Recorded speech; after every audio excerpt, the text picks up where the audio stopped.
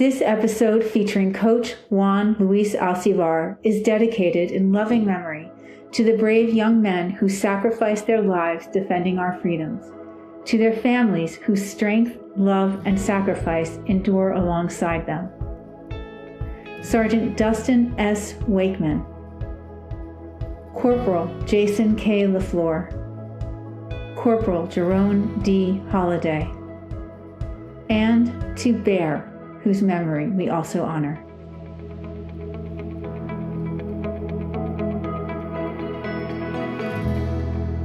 Juan, welcome to Defining Success. Hi. Hello, how are you? I'm really good now. I've been thinking about this conversation for the last few days. Really looking forward to it. Thank you for being here. Thank you for having me. Yeah, this is it's an honor to have you here. It really is. I'm so grateful to John for introducing us. John Warden, very special person, and there's a lot of special people in his life, you being one of them. So thank you again. Thank you for that. Appreciate it. Yeah. Quick introduction to our listeners. Everyone, this is Juan Alcivar. I'm going to give you a really high level bio so that you can all just have a little background info on him, and then we're going to jump in and get to know Juan. Coach Juan Alcivar, 10 years of military service in the Army. Thank you for your service. 10 years of coaching. 10 years of coaching experience. 2019 AVCA diversity coach for the Chesapeake region. USA volleyball coaching accreditation program. 6 years of club coaching, MVSA. All right. It's like so hard. I had it in my head where I wanted to start, but now I'm like so tempted to ask you how you got into volleyball, but you go. Let's dive into let's pick one and we'll just unravel. All right. You're good with that. Okay. Yeah. So then I actually want to start with how did a veteran with 10 years military experience become a volleyball coach? Okay. So, first of all, I just want to say thank you so much for having me here, and thank you so much. And it's an honor to meet you in a sense because you inspired and created a lot of people, and I've helped a lot of people. So I just want to thank you and give you your flowers. Thanks, Juan. I'll take them. Of course. Oh, happy Valentine's, by the way. Yeah, back to you. Yeah, it was Valentine's weekend. So I got into coaching. So I have to take it back to, I was in Iraq. I got shot. I ended up at Walter Reed. Throughout the years there, recovering and everything while I was there trying to relearn how to walk and everything. I've always had an itch for teaching. So there was a part where it's sergeant's time. Sergeant's time is where you teach other soldiers things. I was a combat MOS guy. So I taught the guys at the base at Walter Reed how to clear room, how to check for IEDs and all of that because they were getting deployed. And I was a guy with combat experience that came back. So the medics would do their job, which is, take care of soldiers and do all the stuff. But they also needed to learn combat training. So then they said, oh, well, we have this guy who's done combat and he just needs something to do. And I quickly was like, I'll do it. I'll be the guy. And it was great because I had to then, it took me out of that zone of like, I got shot, I'm depressed, I'm going just healing. It gave me a sense of purpose again of like teaching. So I started putting lesson plans together and everything. And then I would have to go to Fort Meade to get the props to come back and then put the props together. And that, I say, really honed in my teaching and coaching style. And then with that, it just really got my mind off of like, I'm shot or I have this appointment or am I going to be able to walk again or just being depressed or even in the sense that we talked with John and the suicidal thoughts. All those things that were in my head cleared out because I had something to do. I had a purpose. Yeah.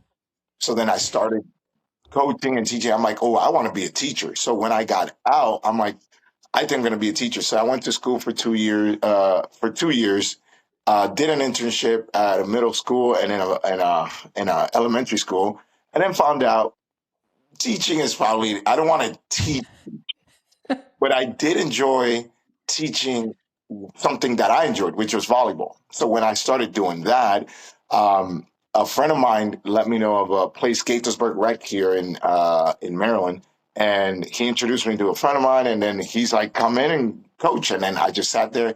At first, I'm like, "Man, this is I'm not the I wasn't the best volleyball player. I just always thought about it."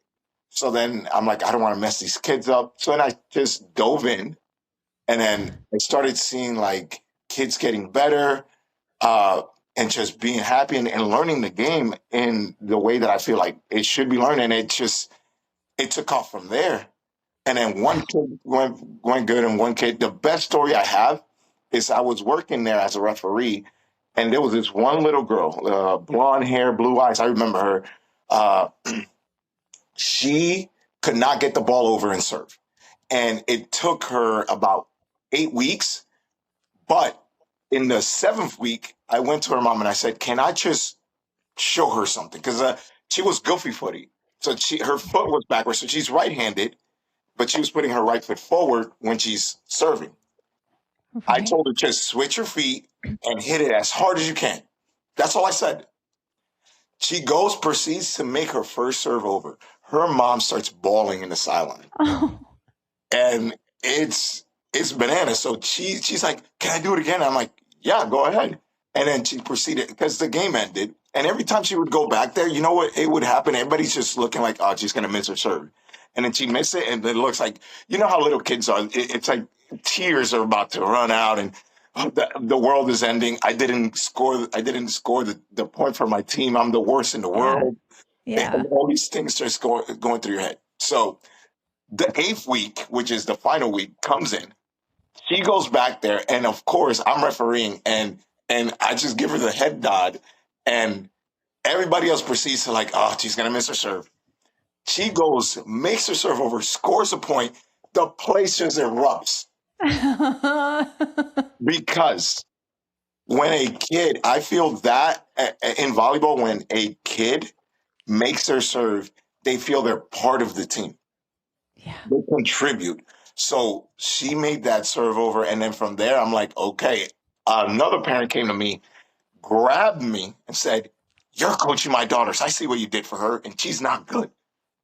So I'm like, "Lady, I don't know who you are, but I'm not a coach." And she's like, "I'm gonna pay you $20 each to coach my kids." And I'm like, "There's three of them." I'm like, "Okay, that's $60 an hour. Okay,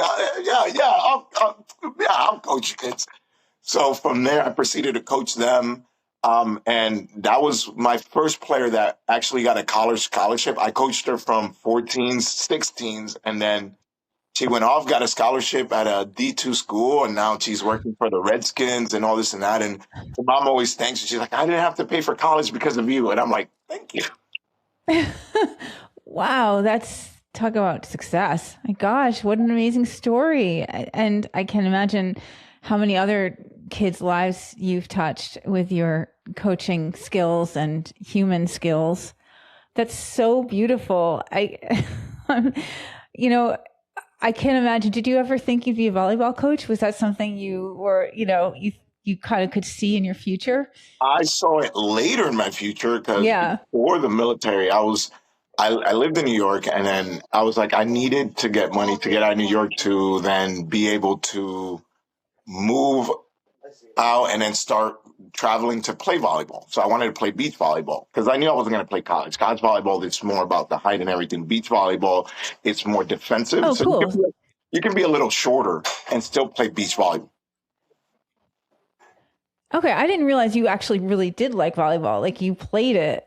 Oh, okay. Oh, Yeah. cool. Oh, yeah. Oh, yeah. I played it in high school. I learned it from a Brazilian in Dominican Republic when I lived in El Campo.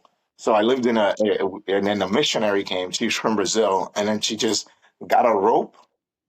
That was our net. It was a rope, and then she brought a ball, and then she taught us how to. And I fell in love with the sport. And then when I came to America, In middle school, I served 3 balls over, and I won the game for my team. So that gave me a positive reinforcement in my head. I always say, when you're coaching younger kids, you everything you want to do, no matter the score doesn't matter. You want to give them a positive experience for them to continue. What was Right. your sport? Field hockey. Okay, so there's something in your life way back that gave you a positive experience with field hockey that made you continue. If Yeah, you would have came and that absolutely. coach would have been yelling at you off the bat and you didn't feel good and you're like, well, I don't want to do this. Oh no, I have a story like that. I had a softball coach who was Oh, so mean to me. I mean, just like nasty, and it destroyed that sport for me. It was like ugh.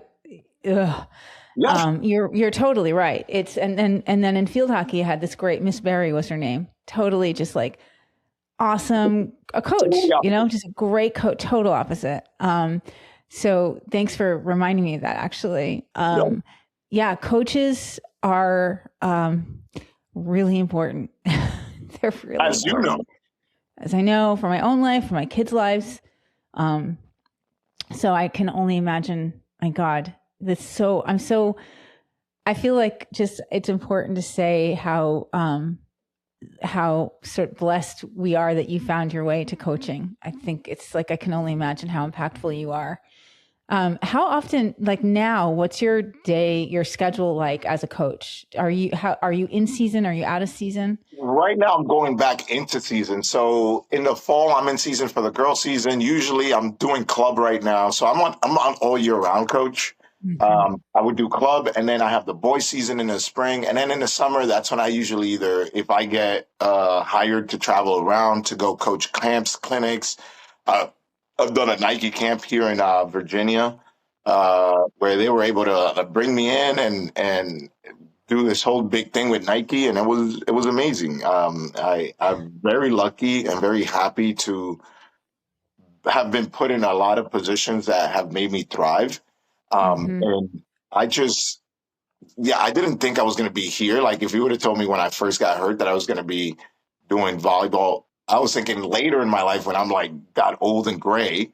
But life took a turn, and then here I am, and I equate that to you are where you're supposed to be. No Totally. matter where you are, if everything's going wrong, okay, I am where I'm supposed to be. If I'm down in the gutters, then all I can do is go up. Yeah, and it's people who have experiences like that where they've been down in the gutters, where they need to share that with people who can't see that sometimes. I think that's, it's one thing I really honed in on that you shared was how you were, to put it lightly, struggling in a dark place. And then once you started to follow this path, and once you started I'm sorry, before volleyball, in the military, when you started teaching, and that helped you because you were being of service, right? It's like you're not only are you getting up and doing something, but it's helping others. And that's such a key. I feel like that's a theme that comes up often in your story.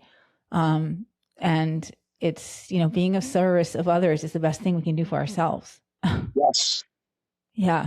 Yeah, and in a sense, like when you created, when you brought to life this the studio and everything, and you started seeing all the positive faces, and that yes, it's great to get paid all the money. Yes, it's great to be traveling and everything, but when you see somebody and you see them go from like let's say 260 pounds and now they're you are giving them life. Yeah. And Yeah. to see that, and then they will always remember, like, hey, I started here with her. She helped me through this, and you are connected and bonded. And no matter how far you go apart and whatever, you will always have that time that you help those people. Yeah. And to you, just to toss it back to you, having a mom come up and say how you've like changed their lives, it's just so powerful. And by the way, I didn't realize you also coach boys volleyball too. Yeah, so last year was my first year actually coaching a team. I've coached boys like in camps and clinics, but like actual team. It was my first boys team that I've coached. And that was fun because I got to see the difference. So I always like to say girls need a battle No, boys need a battle to bond. Girls need a bond to battle. That's great.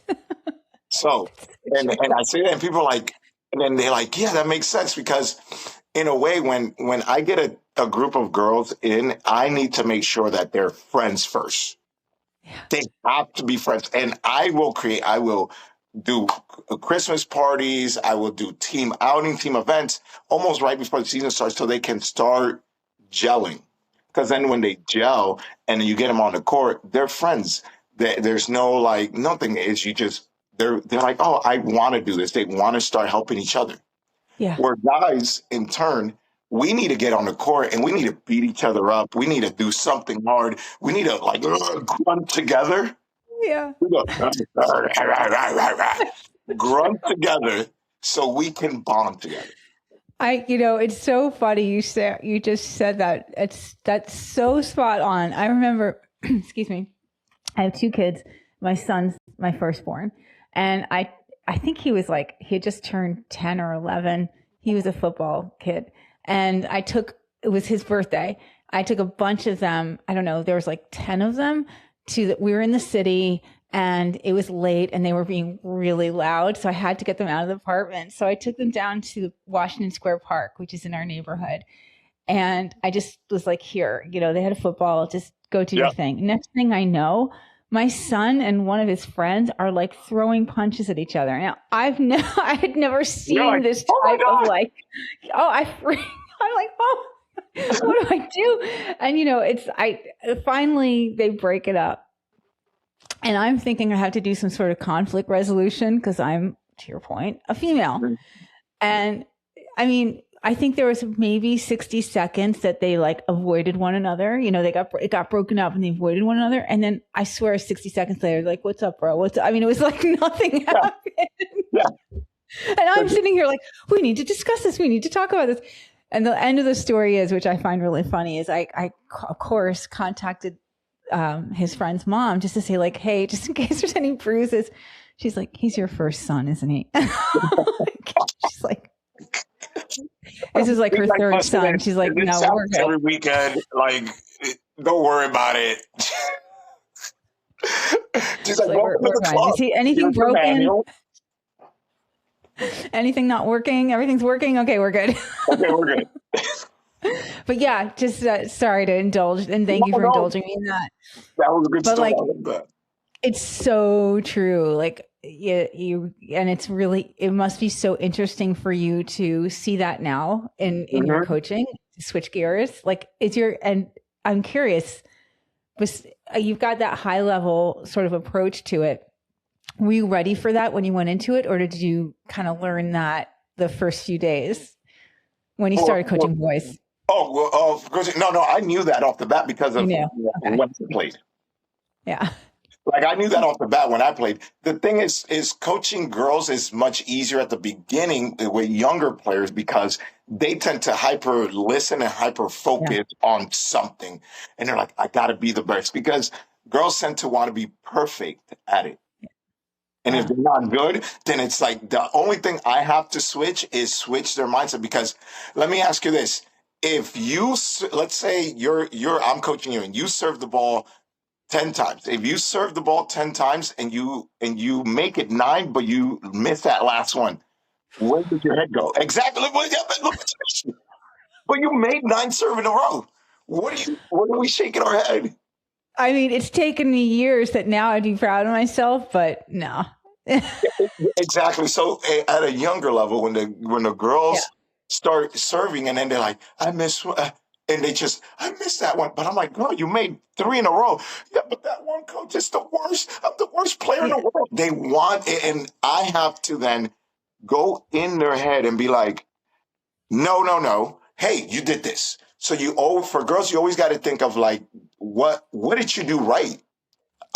You always gotta, for girls, you always, always, always have to remind them of, hey, great shot. So when you see me coach in the sidelines, I'm celebrating what they do right.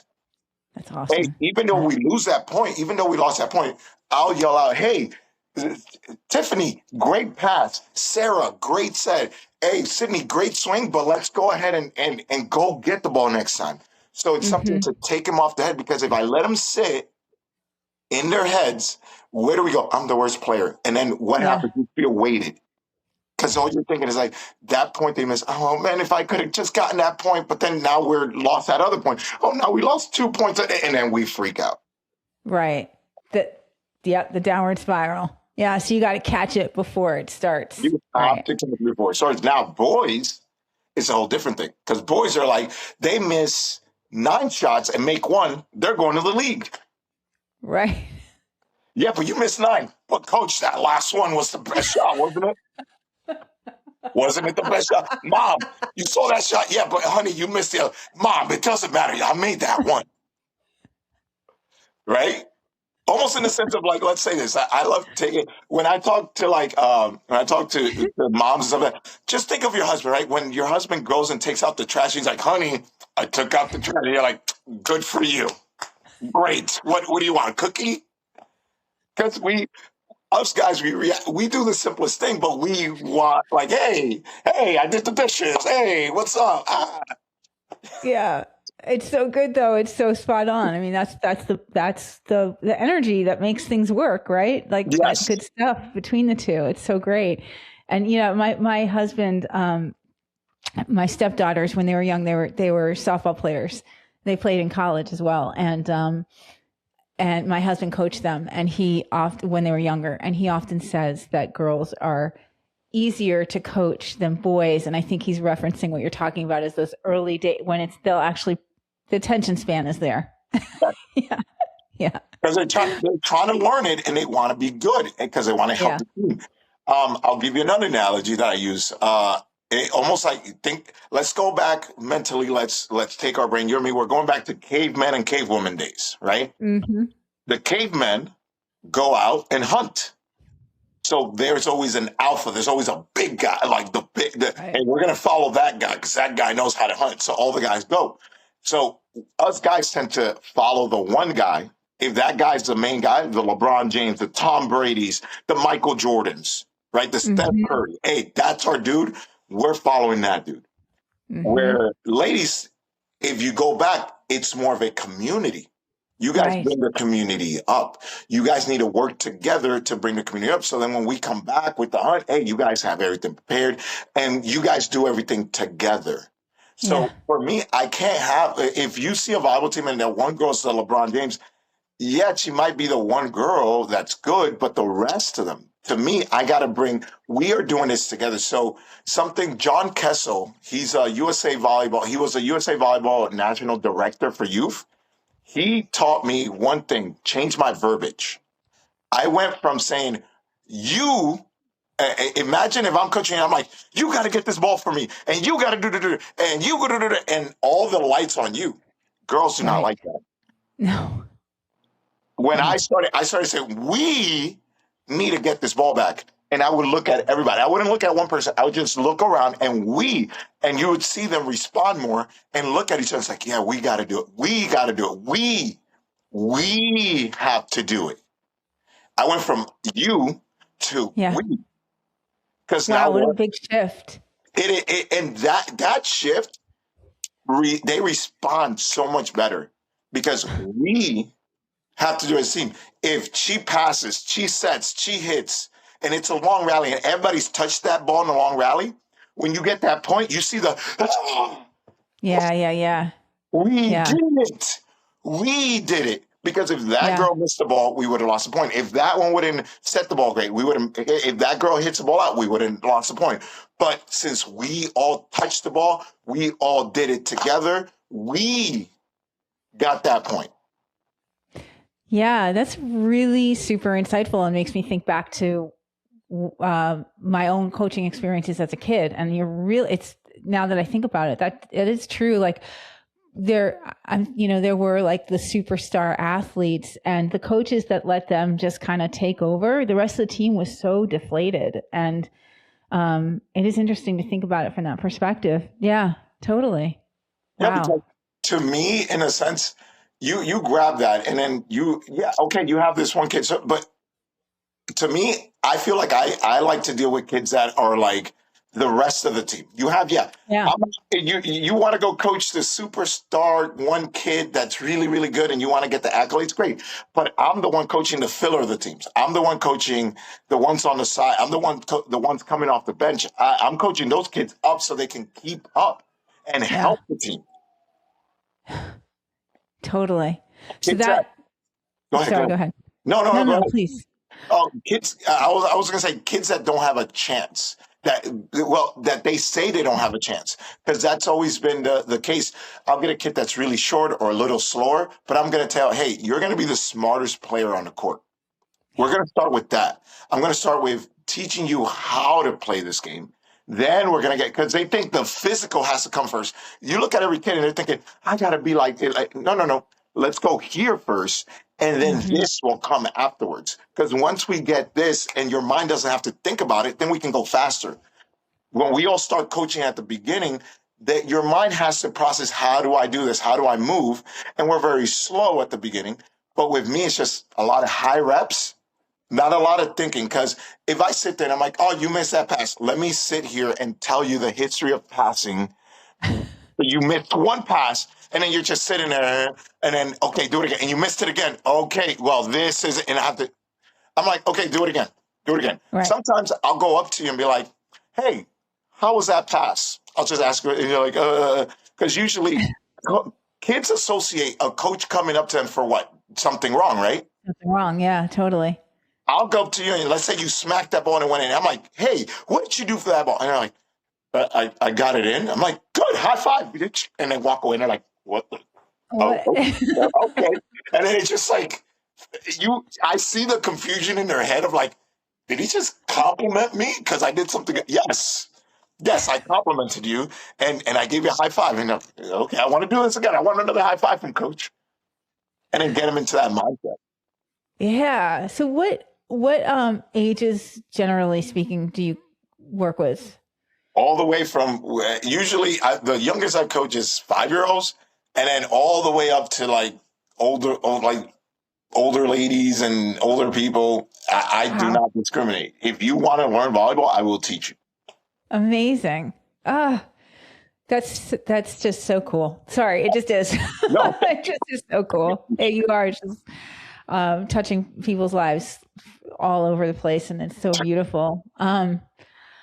Wow. So I can only imagine then, at this stage of your life and in your career, we'll touch on it again towards the end, but like for you, just touching on the thesis of this podcast, like defining success for you I don't want to put words in your mouth, but it seems to be like you're in a state of your life right now where I can imagine it's a really clear understanding of what success is to you right now at this point in your life.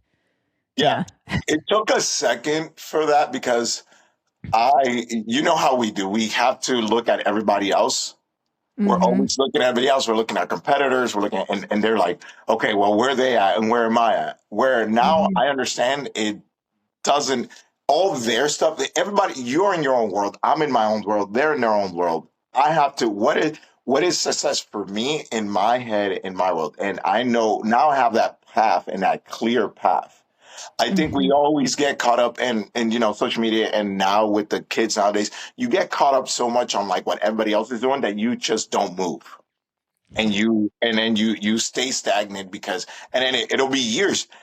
I was just thinking about this. Do you feel like nowadays years just go by fast? Yeah. Because I feel like we are always looking at somebody else and we don't like look into ourselves.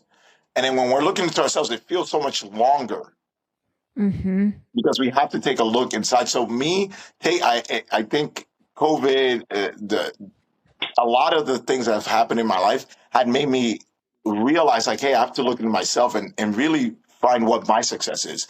And if my success is I'm coaching the younger kids, because I know some people are like, you should coach college. And I'm like, if that was the case, then I would go do it. But I think that's much easier. Coaching college, coaching when athletes are already at their peak, I feel like that's the easiest. Mm-hmm. Hmm. I feel like if you understand, you got to go down to the Lord and you're teaching the game. Yeah. Yeah. College, I imagine college coaching at college levels, it's a different game at that point, right? It's a different meaning, I imagine. I mean, I'm sure you still are impacting people's lives, of course. I don't mean to take away from that, but not at the same level. It's more Yeah. X's and O. It's more like the Yeah. little nuance. You're going super fast. And it's almost like it's like driving a Ferrari. You're just going really fast Yes. compared to like if I'm starting with like, let's say a 7-year-old and Yeah. they don't even, the ball's really heavy. So then I got to think of like outside the box. Okay, this ball's heavy for her right now. You know what I used to do? Balloons. For the 5-year-olds, I bought balloons. That is so awesome. Why would I give a kid a volleyball they can't even pick up?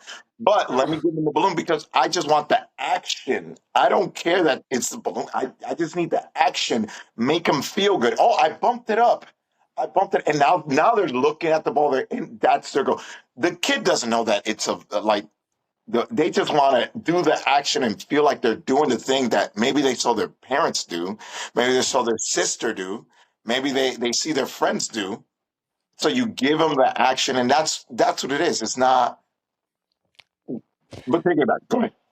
Yeah. And I'm thinking, like, hearing you talk about this, it's like making me think, like, so much of the way that you're approaching this and the fact that you even thought of that, right? To use balloons and just the action, the motion. I have to wonder if some of that came from your own process of rehabilitation and coming back, because I can only imagine that in the process of healing yourself, a lot of it may have been, again, I'm just thinking out loud here, but I'm wondering if there was some of that where it was like just the action of getting up or just the action of even waking up, just Yeah. the sort of, right. And it's like to equate that, your life experience, and then bringing it into the coaching these kids, and how full circle it is in a way. And to think that your own extremely difficult situation brought you to a place where you're now coaching 7-year-olds with balloons is so beautiful and poetic and awesome.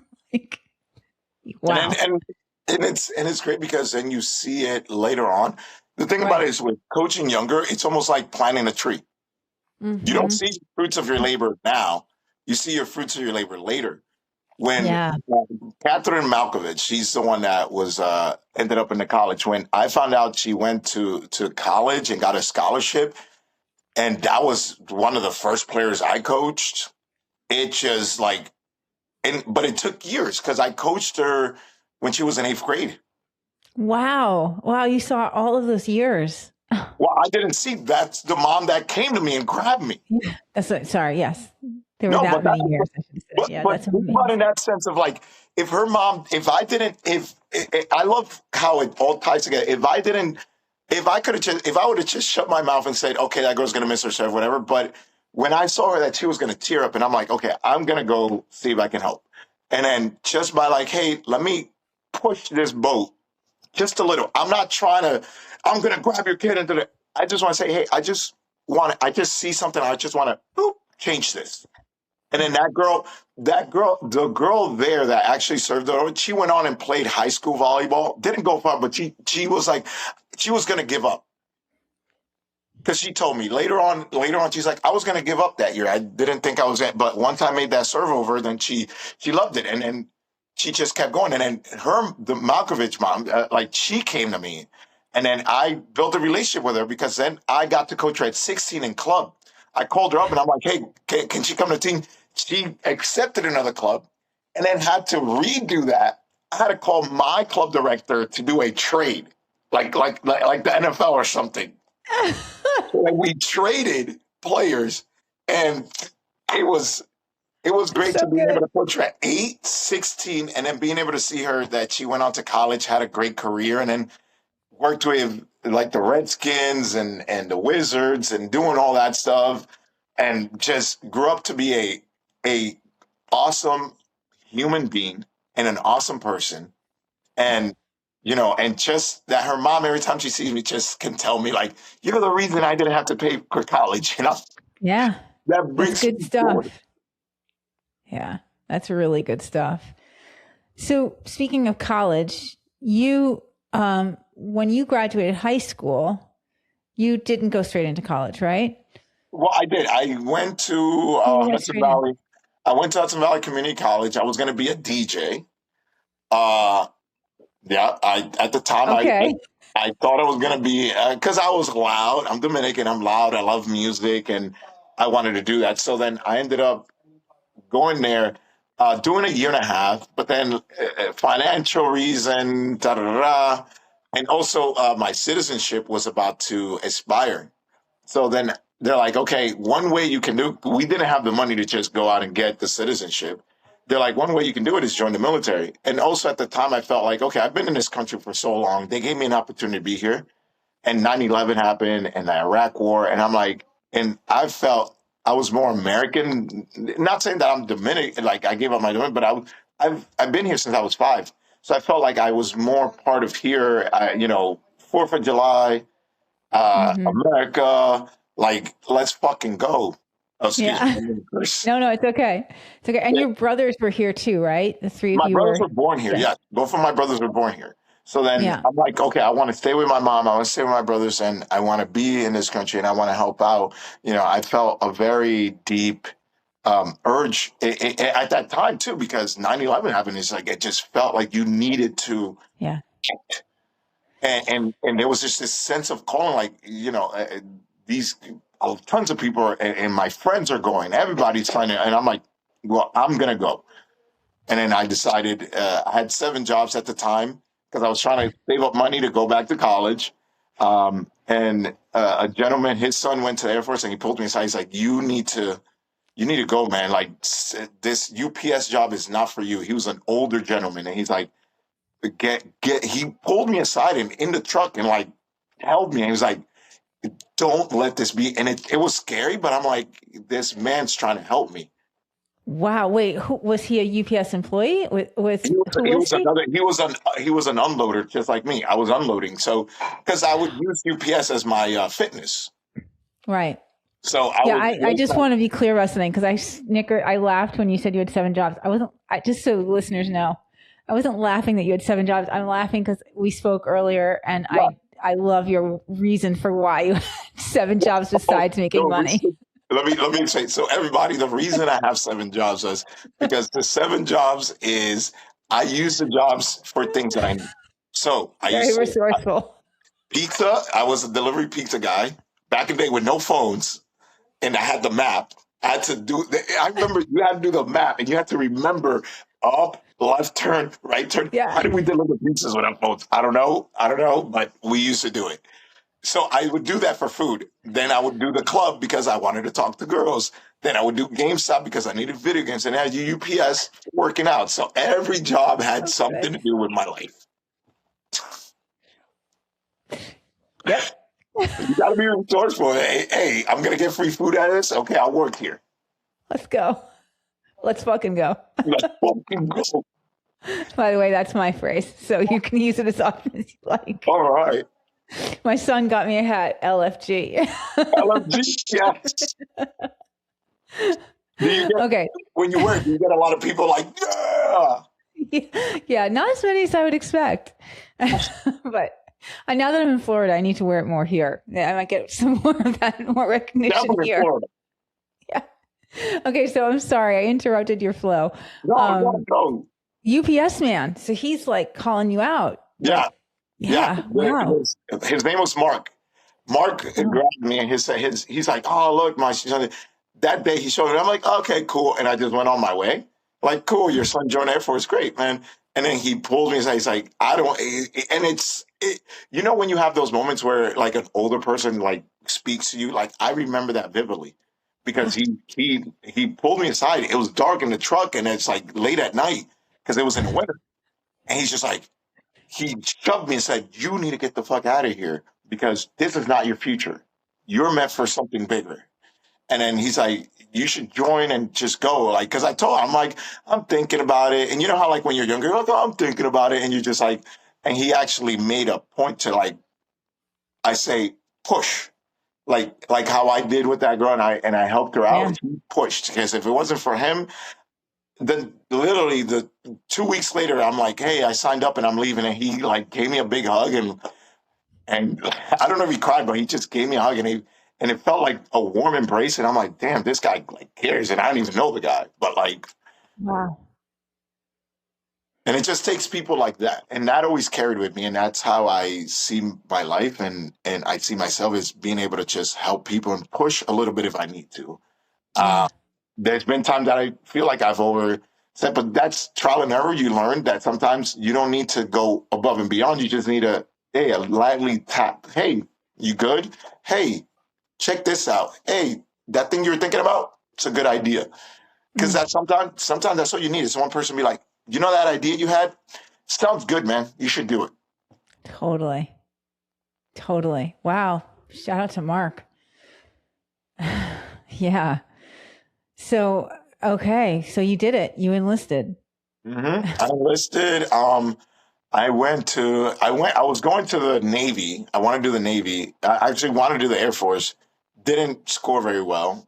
Then I was going to do the Navy and the ship, but then I thought, I don't like water. Even though I'm Dominican, I don't like being in a body of water because I just do not like, I'd rather jump out of a Okay. plane, which in case I joined the army and I said, I want to jump out of planes. I'd Okay. rather, it's either one or the other. It's either you like the sea or you want to jump out of Right. planes. Right. Let's So go. We're going to jump out of planes. Okay. So I ended up jumping out of planes, going to Fort Knoxville, Kentucky. Met an awesome Drill Sergeant Beers, one of the biggest inspiration in my life because that guy was a non like when you had a drill sergeants are not to be played around with. Even to this day, I'm scared of drill. I see that brim hat and I start like Yeah. because it's such a pivotal moment in my life that shaped me to be the man that I am today.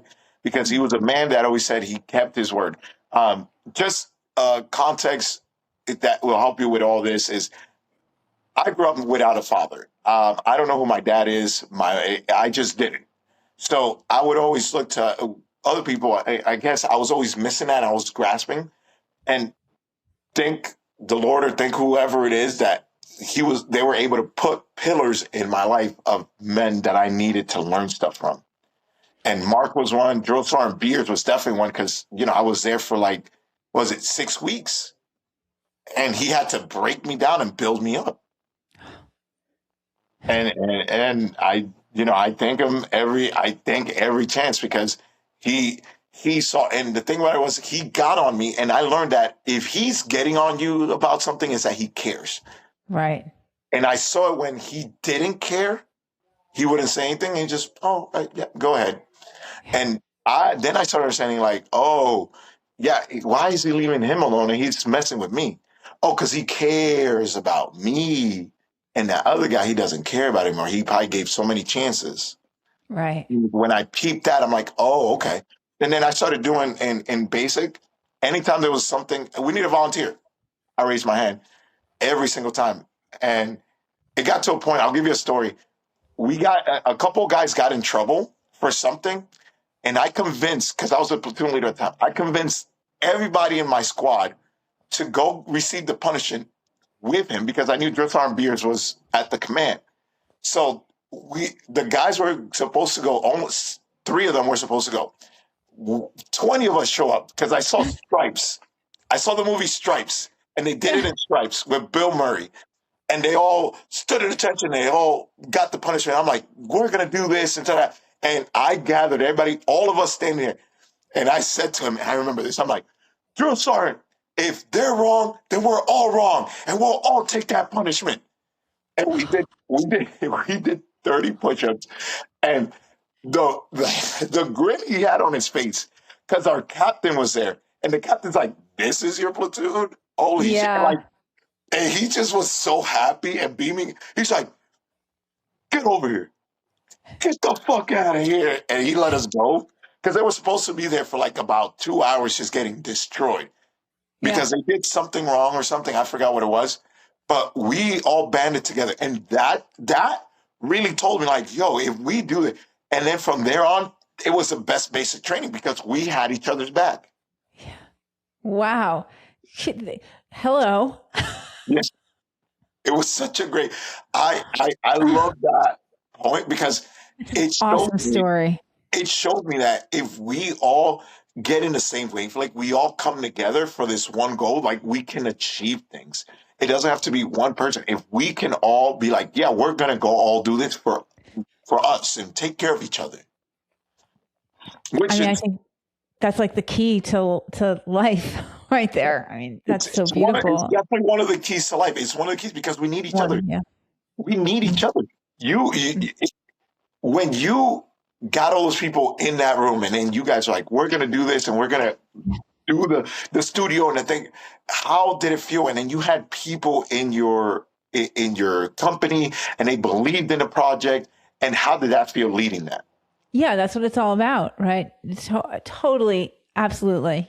And there's the whole thing about group exercise in general, just getting not necessarily even like-minded people, just who knows where these people are from, but just getting them all in the room together and moving to the same beat in unison towards the same outcome, which is to feel good.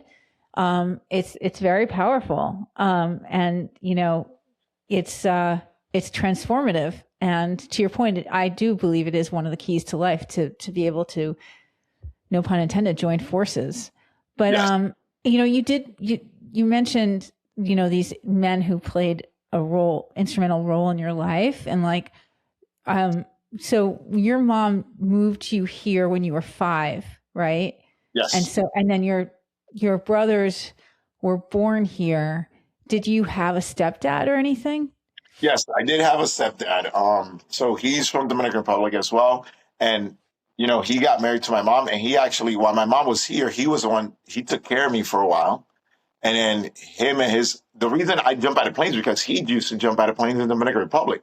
So, he is more my actual dad than the person who's my biological dad. So he Okay. helped me understand at the beginning, of course, a stepson. I didn't know who this guy was. And, it was me and my mom for a long time. And then this guy comes in and, I'm angry and rebellious and you're taking my mom from me and that type energy. Yeah. But then when I got about to my teenager years, going into high school, then I started understanding like, oh no, like he's here for us and he's here to build us up. And I learned a lot from him. And he treated me just like I was one of his sons. And we went from there. And he's my dad in a sense. Oh, okay. Wow. Is your mom still with us?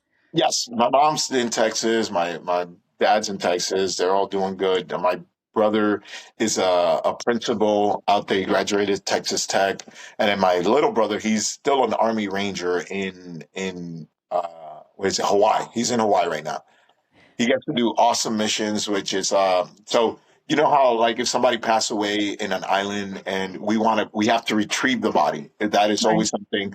So he goes out and they're always like trying to find different like from different wars. So they're always hey, we're here to go get Captain Kirk from the island and we think he's around this area. So they go there for 2 weeks, shovel and try to see if they can find something to then give to Uh-huh. the family so then we can give them closure. Oof. So that's what he's doing now That's his as a job. Yeah, ranger. As a ranger. yeah. Wow. So yeah, thanks for sharing that because it's like, you know, and I'm sorry that you never had a relationship with your father. That's it's unfortunate for him. But it's beautiful that your mom was able to rebuild something and with a man who clearly had, a good impact on your life. So shout out to your mom. Just, Thank you, mom. yes. Yeah. Good stuff. And So listen, you're a mom too, so you know how it is. yeah, definitely. I definitely do. Okay. So now back to your training, right? So we're still in training now. And what happens next? Where do you want to go So with that? I then go to Fort Benning to jump out of planes. So I graduate Fort Knox, Kentucky. So I go to Fort Benning to jump out of planes. Did that for 2 weeks. And now here's the thing: I go in there and I'm like, okay, so I'm gonna be here for like months, learning how to do. No, 2 weeks. 2 weeks. 2 weeks. First week, you learn how to do everything on the ground. Second week, you're jumping out of planes. Do you at least do one jump with somebody with you? Nope. Ah. Nope.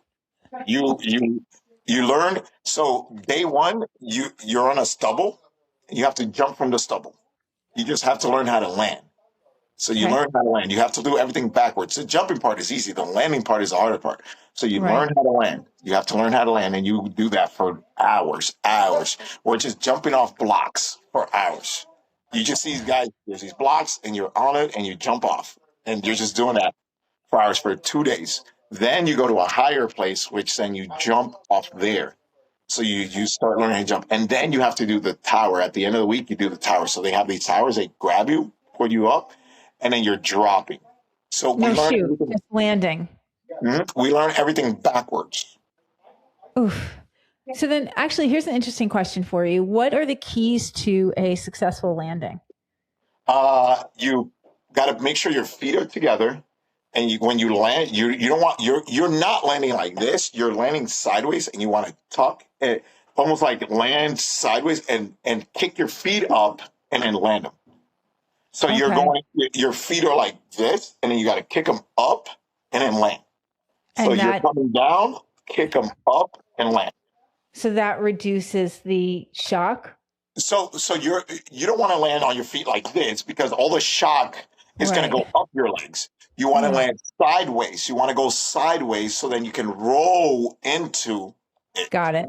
Got it. Right. So Now I'm you want to. visualizing it. Yeah. So the thing that's going to hit first is your feet. So it's almost like you know how you hit something and then your feet kick up, and Mm, then when it kicks down, it stops you. right. And then after that, quickly, especially if it's windy, quickly take your chute off because if not, it'll drag you. Got it. Phew. Okay. So you learned that in 2 weeks. Yeah. So you now know how to jump out of planes. Yes. Let me know if you need to learn. We'll go down. We'll kick some feet up, and then we'll put you on the tower. Okay. I think Yeah. the tower part is the scariest part out of everything. It sounds so frightening to me. I can't. Ugh. Well, let me give you this: the tower, because your eyes can see how far down the ground is. When you're up in the air, your brain can't. You looking down, your brain can't register how far up you are. Right. So you're just thinking, I'm up in the air, but like when you look down, you're like, it doesn't. Your brain doesn't compute, so you're not that scared. But when you're Yeah. on the tower, you see the ground. Totally. Like I totally grasp that concept. And I'm thinking of like those cartoons from when I was a kid. Was it like Tom and Tom Jerry. and yeah, right? That's that yeah, that's what I'm seeing. Wow. I can't I mean, you have to have had some aches and pains from that training. Well, yeah, because you're jumping and you're tumbling, you're hitting on the ground all Yeah. the time. You're being pulled, so like your back, your lower back is messed up, your legs Yeah. are messed up. Um, yeah, so things like that. In the future here, when I was in Alaska, I hit a tree on the way down, which messed my back up. We're jumping out of -40, which technically we weren't supposed to do, but we jumped out of things anyway. Like really, because you want heat, you want hot, you want to jump in a hot environment, so then your Oh canopy wait, can. -40 temperature you're Yes, talking about? yes, Oh my gosh, I'm sitting here going -40. Does he mean like height? Like no, yeah, ah, yeah. that must have felt like you were being sliced. I can't imagine. What does that Yeah, feel like? yes, and the thing about it is, I'm a big jack guy, so like I was going down faster than anybody else. So your chute doesn't canopy all the way. If you don't canopy, then you're dropping. Right. So we want to make sure we are able to get a good canopy and air is able to go up. Mine, luckily, we it was a lower combat jump, like an actual, because you have your lower one, you have your mid one, and then you have your halos. So the halo is a free fall one. We're doing one Hmm. where it's static jump. So we have a static line, and then the shoe gets pulled automatically. Right. So I'm sorry, you landed in a tree? So I hit a tree on the way down. Oh, so you didn't stop in the tree. Oh, No, that would be. I was looking at it and I thought, I'm looking down. I'm like, fuck, I'm literally going to land on a tree and I'm going to be that guy on the tree and they're going to have to come cut me down. Yeah. But you Luckily, kept falling.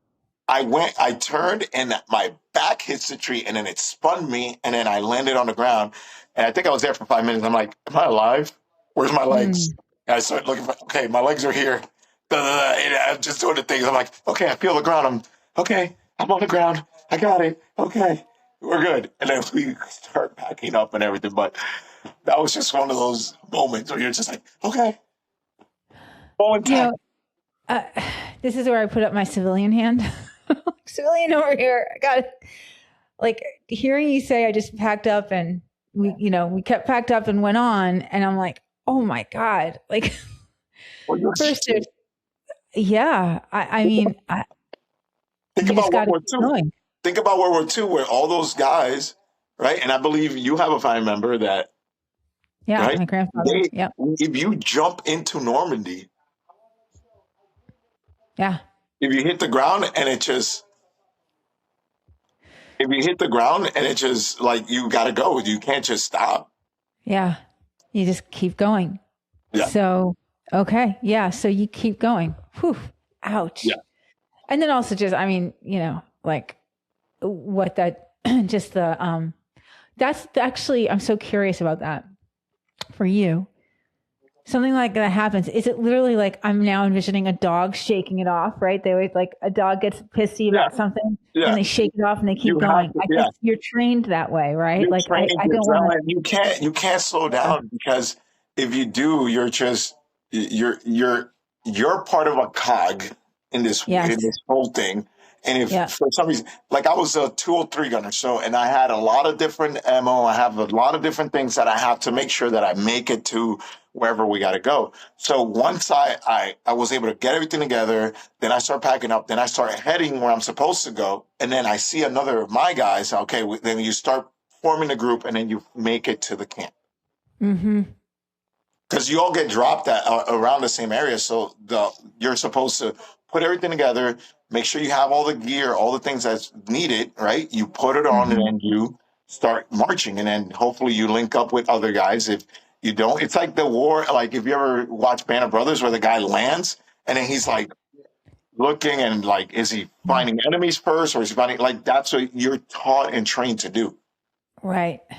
Yeah. So the whole keep, yeah, that's what you're trained to do. Totally. Yeah, Yeah. you keep going. You know, There's ouchies, like medic help. No, like you gotta. no, no. And if you're stuck and everything, then you have parameters that you have to learn how to do it yourself. You learn how to like fix your leg. You learn how to like if whatever it is, because it's almost like a thing of chance. If you're jumping into a combat situation, not everybody's going to make it. Like if we're being serious, not everybody's going to make it.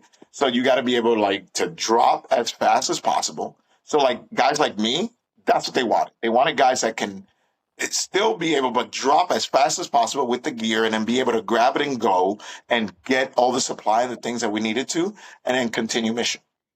Yeah.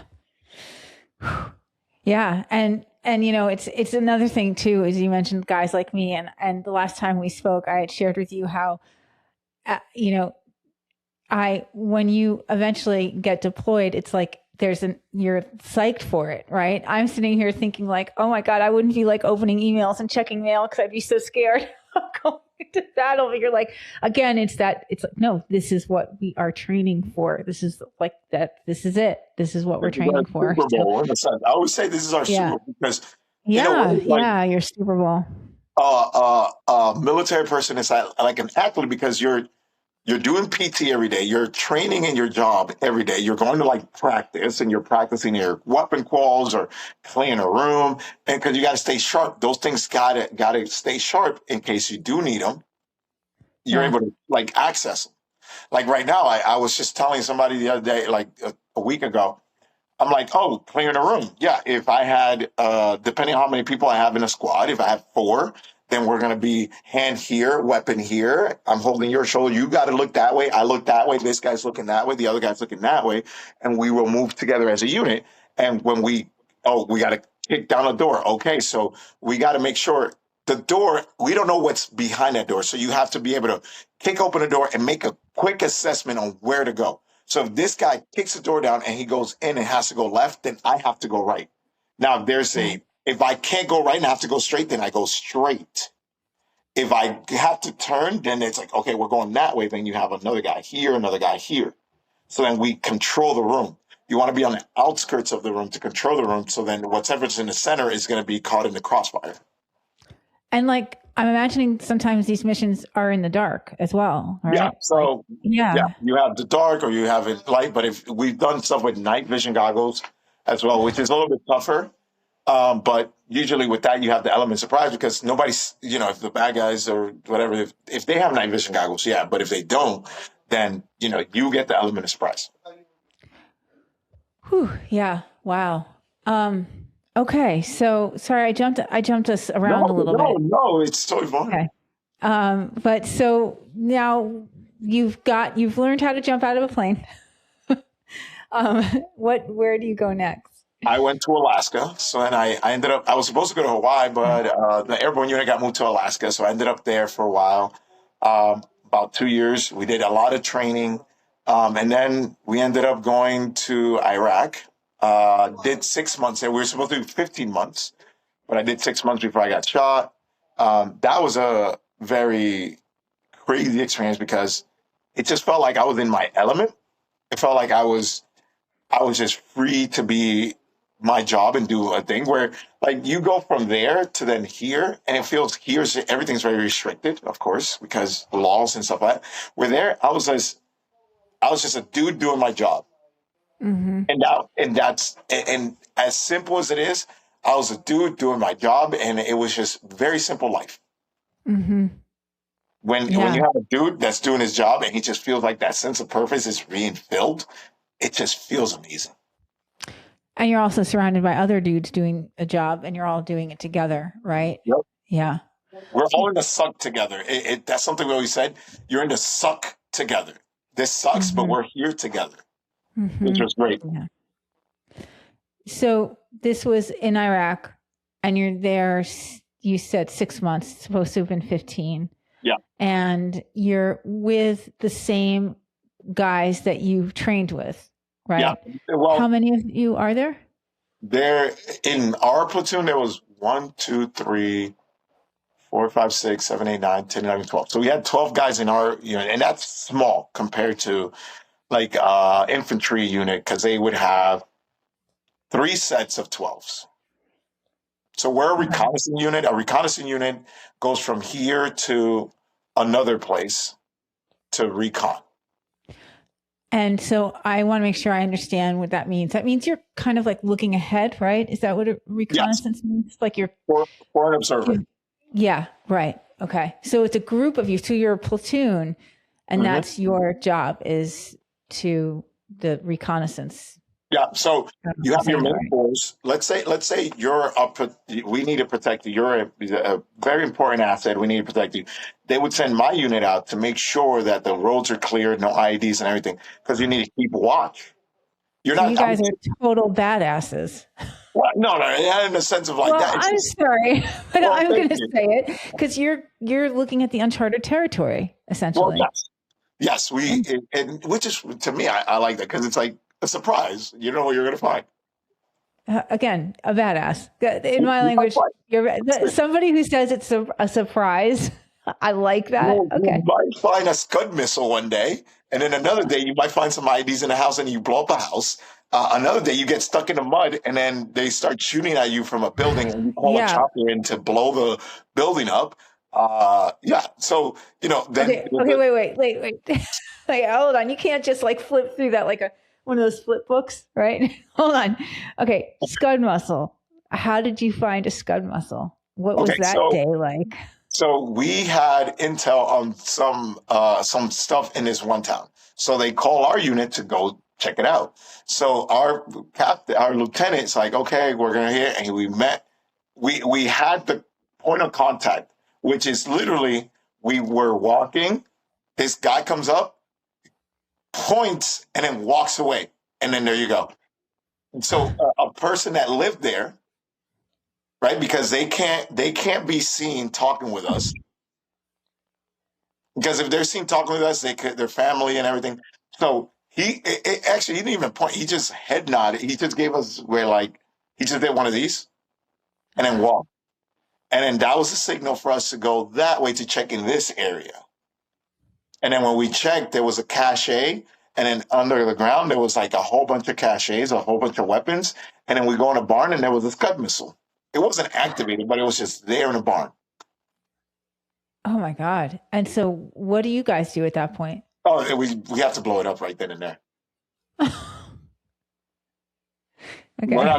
We're not taking any of that stuff back because we don't know if it's triggered or anything, or if we put in a vehicle and then it just ticks and blows up. Like, no, we grab all that stuff and then we blow it up. And then that same day, we continue to search the area and then we found a house, really nice house, which is in the middle of like the farmland. I'm like, what is this nice house doing here with this nice car? So, or that's what they were saying. I'm like, okay, yeah, it's kind of making like, what the hell is this? We go in the Yeah. house. There's a whole bunch of that's where they were making the bombs. Okay. So then Wow. we told the OD and we're like, okay, well, hey, we're gonna blow the crap out of this house and the car. So we grabbed everything, put it there, and then I got to see them just destroy this house. Whew. So you got to watch that just Yeah, happen. I was in my vehicle. I was there, and I had my popcorn. I'm like, whoo, right. Got my little Yeah. juice. I'm like, let's go. And they're like, clear, clear, clear. Wow. Sorry. It was Okay. like, listen, some of the stuff that I got to do and see, it was fun. Like, I know there's other people that got to do much crazier stuff and everything, but my experience, it was my experience, and I loved it. And I wouldn't change it for a world. Some people are like, would you do it again? I'm like, probably yes, because it just led me to be the person I am today. And yeah, would I have not loved to not get shot? Yes, but it happened. Yes, of course. And when you served, your brothers were they involved yet in the armed forces? My middle brother was in, so he couldn't go anywhere Right. because it's that private Ryan rule where, like, if you have two brothers, so Yeah. he had to stay, and then I was gone. But then when I got hurt, then he could deploy, and then my little brother joined, and then he could deploy because I was already out. Well, I wasn't out; I was in the Walter Reed. So you can't have. So let's say you have three sons. Let's just say you Right. have three sons. Your three sons cannot all be at war at the same time Right. But because two can. two can, as long as there's one to continue your legacy, your lineage, Got it. Got your it. family. You can't just send three guys to war and then they all die and then they're gone. Your whole family thing is gone. Okay, just again, shout out to your mom. Whew. God. I imagine she's got faith behind her. She's got to have something that she leans into. She is a very strong woman. I'll tell you what, but Yeah. that was a very stressful time in her life. Just Yes. with the news, and every single time something would happen or she would hear about a death, she just thinks of us and make sure she called and texted. And no, but she's an amazing one. She did a tremendous job, and I'm happy to have her in my life and continue. And yeah. Yeah. Yeah. Wow. So, okay. Yes. Now the time, how much time was there between what you just described, and when you got shot? It feels like there were a few months, right? Like it was. I think that was in the middle somewhere because that was when we started going into Baghdad and doing missions in Baghdad. So when we first got there, we were just doing regular patrols because we had to get used to. We weren't going to just off the bat do like the missions we had to do. We had to get used to the area, get used to driving around where we were, and Mm. understanding the exit routes, understanding where we. Because you have to go when you go somewhere new, you have to understand your environment and where you live, and like, okay, this is the route that we have. If we take this route, we end up here. Okay, there's a big crater here. We can't go that way. Da, da, da, da, da. All the things that we need to learn. So my job was a driver, so I had to learn my route, my two routes. So me as a driver, I had two routes that I had patrol. So I had to make sure I had to keep an eye on like the road. Since they're dirt road, if I see a new patch of dirt, so what happens when you get a new patch of dirt? It's fresh. Oh, So so something, yeah. yeah, so let's say you have this dirt road and it's old, right? And it's just old. But when you undo it, you get a brand new patch of dirt and it looks new. So if I see that, then I know, oh, something's going on here, or like garbage or anything. That was my job. Make sure that, we weren't gonna get blown up because I was the lead vehicle. So Okay. I pride myself in that. Like I love finding IEDs or anything, and like making sure like, well, that wasn't there yesterday. What the hell is that doing there? Yeah, sniffing it out, as my husband would say. You're sniffing it out. Yes. So and I also want to point out that now you're also the lead of the reconnaissance. So you're not only in the Just group. just driving. Walking wise, I'm in the back. Right, that's right. You're in the back. And please explain why you're in the back. So driving, I was the lead vehicle. Walking, I was in the back because I was a 203 gunner. So 203, we kind of became a little obsolete because they have the Mark 19, but it's a grenade launcher. So you have to pull the grenade, put it in the thing, lock it in, and then boom.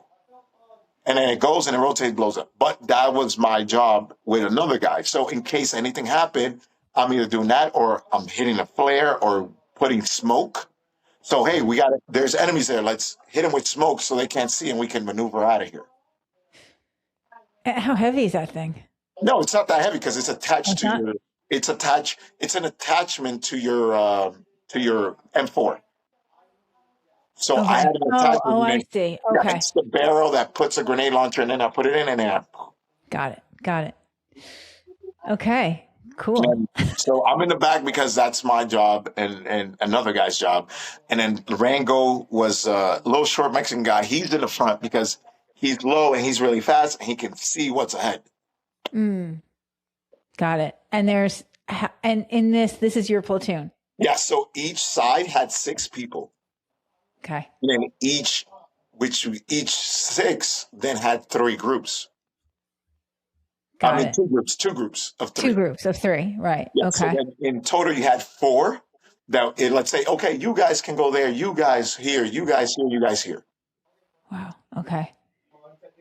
It will never cease to amaze me how well organized it all is. I know to some it can seem like it's chaotic because we tend to see only the chaotic moments, right? As people who aren't there, looking at it from, a media standpoint, but like listening to you speak, it's just so incredible how organized it all is. And I also really want to just take a second to say how it's so interesting for me to hear that you spend so much time just getting to know the area where you are and like adjusting to it. And yeah, I can only imagine that like moment, that those days of exploration and like sort of it just feels, it's cool. Well, let me ask you a question. You moved to Florida, right? Yeah. Okay, where did you move New York. Okay, so you had to go from New York. It's totally different, right? Yeah, totally. So you take that time. And when you get there, it's like, okay, now I have to learn my new route. I got to learn my route. Yeah. I got to see where am I going to get my coffee? Where am I going to do it? And you have your things that you need to like live, right? Your comfort. Totally. So in New York, you live there you go back there, okay, I know where to go, this is where I used to get my coffee, this is where blah, blah, blah. But then you go to Florida, you're like, okay, I know nothing. You have to start over. Yeah. It's like, it's like incredible to me that just even from a scheduling standpoint, that like your platoon is sent there, they know it's going to take however many days to get adjusted to, it's just logistically the military. It's really unbelievable. It is. Yeah. There's some things that I do not like logistically, but of course, in that sense, they do a very good job because you get the routes. Then once you are in there, then you started getting better. I would say better, just different missions because you don't want to do patrol all the time. Like I remember we've did patrol for a while. Then we would have to. There was one time we had to grab a prisoner and then bring him to another place because we didn't. There was like a storm or whatever, so we couldn't get the chopper to go. So we were the convoy, so we had to go from this base to another base, transporting this guy. So then we did that. We've done a night mission that we had to drive at night, and that was insane. We were out for 38 hours one time without sleep. It was it's such a fucking excuse me, it's such a bop. It's such a bop Yeah. to me. Like just thinking back, because I'm like, man, that even though it like sucked at the time, you're like, but like now I'm like, man, just give me one of those days. Yeah. Yeah. Just one. Just Just give me take one. one. Well, think about like let's say think about a great day you had when you were instructing and you had like Oh, would you be like, Joe, like let me get that day back and just relive that day real quick because that was such a good day. The coffee hit really good. The the totally. the mission when we did the class, everybody was engaged. I was feeling it. You went home, you're like, man, this is whew, Yeah. One of those definitely would be great to just dip your toes in it for just a moment, even. just a moment, just boop. Yeah. But so okay. So where are we now? You're in You're in Iraq. Baghdad. Yeah, mission. This is where I got shot. We did a lot of cool, amazing stuff. And then I ended up, so I got shot, ended up taking the chopper to Kuwait, well, to Iraq, initial hospital. Then we went to Kuwait. And then from Kuwait, I went to Germany. Germany, I got my surgery. Once I finished in Germany, they put you in there's three different bases, military hospital bases. There's one in California, one in Texas, and then one here at Walter Reed. So depending on where your home your home state was, you get put to the closest one. Mine was Walter Right. Reed, which is here in Maryland, which my family was able to come see me. So then I ended up doing that. I ended up being here, and then I just stayed. Like I did most of my recovery here. I relearned how to walk, which was a whole mind-boggling experience because you go from not even thinking about well, you never even thought about like, oh, I got to get my leg up and push and this. You just do it. And Yeah. I didn't understand how much I took my body and my movement and just being able to do things for granted. Yeah. So yeah, okay, there's a lot in what you just shared. That was a lot. So Obviously, you know that it's your life. When you got shot, what happened? okay, so we were at PB Dog, which was a patrol base we were taking over, and we ended up doing a week-long stay. At the beginning of the week, we got hit with an IED. So my vehicle actually got hit with one, which is nutty. While you were driving? Yes. Oh my gosh. So that was at the beginning of the week. Luckily, we were able to pass that. At the end of the week, we're supposed to do every Friday. They have the mosque, and then they like, hey, they're doing their mosque thing. So we have to make sure they're not saying any anti-American. Like we're gonna kill the Americans on Tuesday at 5 o'clock. Yeah. Make sure you're at home. Because they're speaking their language. So we have the interpreter interpret what are they saying, so we know. Okay, just religion stuff. So we walk one way and then we coming back. When we came back, there's a bridge. We have to check the bridge for like explosive because we got to walk past the bridge, and we've already found three different explosives at that bridge because this is a small bridge, and we have to go through that bridge to get to the base, and we have to go through there. So they were planning on, I guess, trying to set something up so when the vehicles go, they just blow it up and we get stuck there, and then they would attack. But every single time we would check, find it, blow it up, blah blah blah blah. So we're there checking, and I guess what they did is when we're checking, they set up a sniper. So because we were having sniper problems for a while, somebody got hit in the face, my buddy got hit in the back, and then I was the last one, so I'm in the back and I'm pulling security. But before that, when we're walking, I'm on the left side, my other buddy's on the right side. I told them, let's switch because we've been there for 6 months and I've been on this side. And I'm like, what does it feel like to be on the right side? He's like, oh, let's switch. So we switch. And that switch, made it where I'm pulling security on this side, which then led to me getting shot in the leg. I still think of like there's another Juan that's still on the left side, and I don't know where that guy is. Yeah. I don't know. I don't know where that one is. And I always take that every day. I think we all have a point in our life where there's like we talked about this last time because you had it where do I want to continue with this or do I, Yeah. sell? And then I always think about like, I wonder if I would have went this way. Not in the sense of like regretting, but just like there's another version of me there doing that. What happened to the person you swapped with? Where did he Oh, end no, up? he was good. He went on. I didn't keep up with him, but like Okay. as far as I know, he's good. So He he got wasn't injured at all. no, he wasn't injured at that time or anything at Okay. all. Okay. Yeah. Yeah. That, as you put it, the fork in the road. One of those moments. Yeah. So when you got shot, what you're down, Yeah. So are first you of all, think, yeah. you feel you. I heard the shot, then I felt the burn. So I heard a shot, then I felt the burn Mm. in my leg. So I started feeling this burning sensation, and then I got startled and I fell over, and I'm just thinking like, oh, I must have just got startled and freaked out and went down.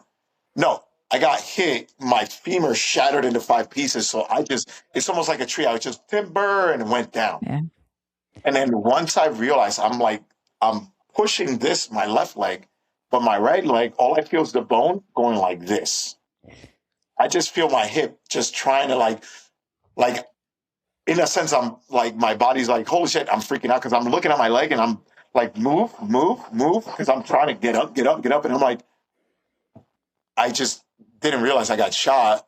And I'm just like, what the heck? And like, is my leg asleep? Am I just, and then I'm like, oh, I've been hit. And then I'm on the ground and all this and that. My buddy LaFleur, rest in peace. He pulls me out of the line of fire and then pulls me there where the vehicle is, and then the medic checks my leg, pulls out my artery. He's like, "Okay, you got your artery." Pulls it back in, gives me a shot so I don't freak out, and then proceeds to like do his job and saved my leg. And then they pulled me on the stretcher, put me on the vehicle, called the chopper down. Um, then they put me on a chopper, and then I head on the way, and then here I am. Oof. Wow. Okay. So you, I imagine, were pretty out of it for a little while, right? I mean, they're working on your leg. Do you have any idea like what's going on? Are you No, thinking, once they got me into Kuwait in the hospital, and then I was in and out of consciousness, and then I remember being in the hospital and people taking care of me, and then once they got me in Kuwait, because they had to just put something to stabilize me, and that's it. I didn't remember bars just coming out of my leg, and then when I got to Germany, that's when I was more conscious and stuff like that. mm. And your family, where are they at this point? They're in New York. All I remember hearing is that my mom said that, or my brother told me, he's like, oh, yeah, some guy just called, told mom that you've been shot, and we all thought you died. I, excuse me, I still can't. I just, that's so hard. I was thinking about, you shared that with me in full disclosure. You had shared that with me last week. And over the weekend, I was thinking about that, kind of hyper obsessing on it. Actually, I don't understand that not you telling the story, but the person calling just I, literally said your son got shot and got off the phone. and here's my thing. I think in that sense, I feel empathy for whoever that was, and I'm not mad at that person because I can Yeah. understand where they probably, that's their job, and they have to call Yeah. every, and like probably when they have to go in and say, hey, your son has been killed. Yeah. The only thing he says is your son's been shot. He probably had to like go and make another phone call and stuff like that. Like they gave her a phrase I, like in the sense of like, hey, your son's been shot, and that's it. yeah. Understandable. But I, like, yeah. it's I can see where I can get mad about that, and I was mad for a while, but then I got to think. I always look at empathy in the sense of like, what is that person going through? Like having to pick up the phone and that's your job, telling people, and like having to react. And then I'm pretty Totally. sure after a while, you're just numb to it. You have to just. Totally. And I'm with you. I think we share that approach to things. And Mhm. I think I see that as well. I mean, horrible job. Yeah, Horrible. And I it's, wouldn't it's, want to take that in on. the sense of human, right? Like human can Yeah. like it's Uh, that is there's also and to your point, I think as well is like there probably comes a point where you're just desensitized to it as well, because you kind of have to be to protect yourself. Our bodies do that by nature, yeah our bodies and minds. And so to your point, he's thinking he's been shot. I didn't say he was killed, right? yeah Like if yeah so I get that. And it is interesting because I think we also share this sort of like things happen as they should. So it's like, it is interesting to think why that happened and why your mom had to go through that. Cause I can't imagine what that must have been like for her, because if I recall, I think it was about a month that she thought that you were yeah gone. Right. yeah. Because And I went to Kuwait. I was in Iraq for like about a couple days. Then I had to go to Kuwait, and then I was there for like about a week. And then I went to Germany, and then that's where they did the surgery. I don't even know how long I was in Germany for. I can't even remember. I just remember being in Germany, like seeing out through the window and just remembering like, and I think I said something dumb like, "Oh, this is not the way I wanted to get my first time in Germany," because I was thinking like, "Oh, I'm gonna be in Oktoberfest with a beer, da da da da," yeah. and I'm like, "This is how I wanted to be in Germany."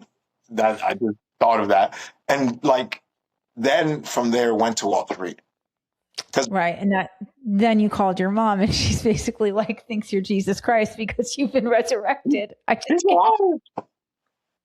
So What? they let her know like, hey, your son's here at Walter Reed.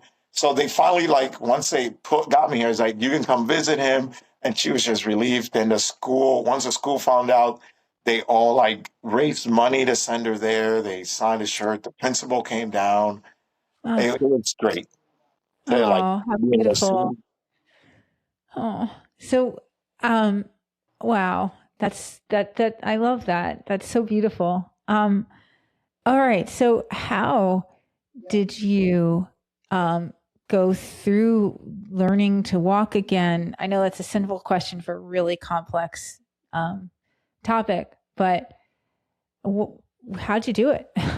I luckily I had doctors and people that didn't weren't afraid to push. I Yeah. think the part is when you get hurt and you just want to like go into your shell and Hmm. just be like you something happens and you just want to go into your shell. And then this doctor came in, he's like, okay, get up, let's go Yeah. push. All right, come on, you can do it. And I'm like, what do you mean? I just got shot in the leg, my femur's broken. What do you mean get up? And then we started the long process of just getting these muscles to move and getting myself up and getting out of my head, and just a lot of unpacking that I had to do.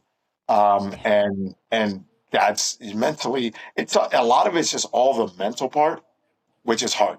I think the physical part, once I started feeling and getting sensation and everything, then you start like, okay. But that first initial like, I've been shot. Am I going to be able to walk again? Am I going to go back to being who I was? Can I be the same person? And now, and they kept telling me like, you have to understand your new normal. And I didn't understand what that meant Right. till years later. That this is my new normal. I'm not going to be that Juan anymore. I'm this Juan. Yeah. Every single time we go through something like this, we shed a layer of who we like the old person was, and we become this new person. Yeah. How old were you when it Uh, happened? 21. Yeah. Okay. So, and how you said it was years, and of course, um, I'm wondering throughout that process, when you look back at it and sort of like the high level view of it, and you talk about shedding skin. Can you actually see and feel that happening to you while you're healing, when you're looking back at the healing process? You know what I'm At the, saying? Like, could you see that? I at don't the know if that's too time, esoteric. Yeah. no, because I was No, so in right. my, I couldn't Of see it. course. But looking Because back. you're in it. You're in it, so you can't. I wish if I could go back, the only thing I would tell myself is like, hey, at times take the time to get like come out of your body and see the progress that you've made. Yeah. We Yeah. don't do that sometimes. We don't be like, hey, well, I was in a hospital bed a week ago. Now I'm walking around in a wheelchair. Oh, you know what? Now I'm on a cane or crutches. Oh, now I'm on a cane. Oh, you know what? Now I'm limping and I'm walking without a cane. Like those moments should have been key moments for me to keep pushing. But where that happens and then other things happen because I felt like I was making strides at the beginning, and then I found the news that my roommate, my best friend, and the guy who saved my life, the medic, all passed away. They got blown up and they passed away. And then that then took a mental, because then that took a hit. And then when I was in the hospital, seeing a lot of those older soldiers that then were struggling themselves, and then they started committing suicides at Walter Reed because we had a really bad problem at Walter Reed with suicide. Yeah. And then you just like, is this my life? Am I just doomed to be here? And then that's when I started thinking like, "I- am I just gonna kill myself? And then little things in your head start seeping in like, hey, you're shy, you're not the person you were, you're gaining weight, you're da da da, you're this, you're that, you're not gonna walk again, you're not gonna be the same person. And then all these things are, and it just feels like this is the option. I gotta, because just you're in your room by yourself sitting with your thoughts and you're hurt and you're just looking at the news and you're seeing your buddies out there fighting and you're in the sidelines and you just don't know what to do and you just feel like all is doomed. Yeah. And it's interesting. Thank you for being so open about all of this. It's interesting to think about at the start of our conversation, and you talked about how time flies, right? Don't the years seem like they're flying by? But listening to you speak about this time, it feels like it was painstakingly slow. Right? It felt like everything was passing by and Yeah. I was in this hospital room Yeah. and everybody's living their life. It's crazy because like it felt like I was just in a capsule. Yeah. The I don't even I hope this is coming from the heart. I'm so sorry that you lost your friends. Thank you. They were all together. Yeah, so the way I found out was they were going, so another vehicle, so our brigade commander was out and his vehicle got hit and we were the response team. Again, being reconnaissance and everything, we have to also do like reconnaissance, not reconnaissance, recovery. So we were Right. the recovery team, and I never got to do that, which I always wanted to do because they're the guys in action. Like if, and let's say you're out there and you're pinned down and you're getting shot at, we're the ones coming in with the vehicles, get in, and then we're out. Right. So they were going to do that, and while they were going, so the plan was, I can see what the enemy's plan was, is they blew them up, had them under fire, and then the recovery team came in, blew them up. So then they had to get another recovery team, scrap recovery team to go Scrap rescue recovery. everybody. Yeah. Yeah. So But you could have been in that. No? okay, here's where that sits in me is yes, I would have been the lead vehicle in that one.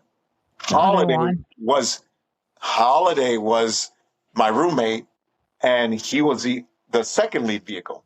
But I was usually my percentage was higher on picking things up.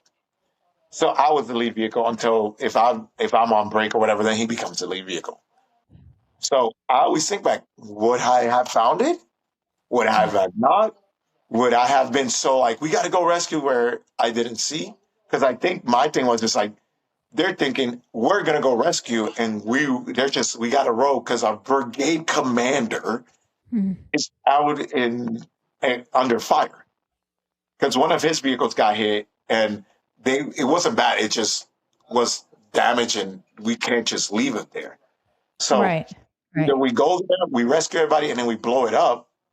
So they were going, and apparently it just and like that. 1 second in there, 1 second they're gone. Whew. And what were their names again? um, Holiday, LaFleur, and Wakeman. Okay. Oh, wow. So, with all of that, how did you, getting that news, being in the hospital, I how did broke you down. keep going? I broke down. I broke down. I Yeah. broke down. I'm not gonna hold you. I'm gonna be like, oh, but no. I broke No, down you broke down. mentally. I broke down physically. I Yeah. broke down where I felt I know that was the first time I had to deal with loss. Like, cause I never dealt with loss in my family. I never dealt with loss in the sense of like, I lost somebody close and dear. These were my brothers. Yeah. These are people that I love because I train with them. I train with them every day. I train Yeah. with them all the time. We would go to the bar together. We would go vacations, everything, man. And I wanted them. I want them to come back. I wanted them to come back. Yeah. I wanted them to come back. I wanted them to come back. And they did. They didn't come back. They didn't come back. They didn't come back. And it was such a hard like realization that they weren't gonna come back. And I Yeah. never gonna see them again. I spent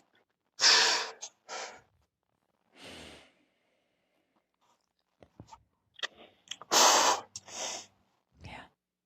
um yeah. So it was just a very tough realization and it hit me really hard and it really took me in a really bad place and it Who took me a helped long you? time to recover. Who helped you?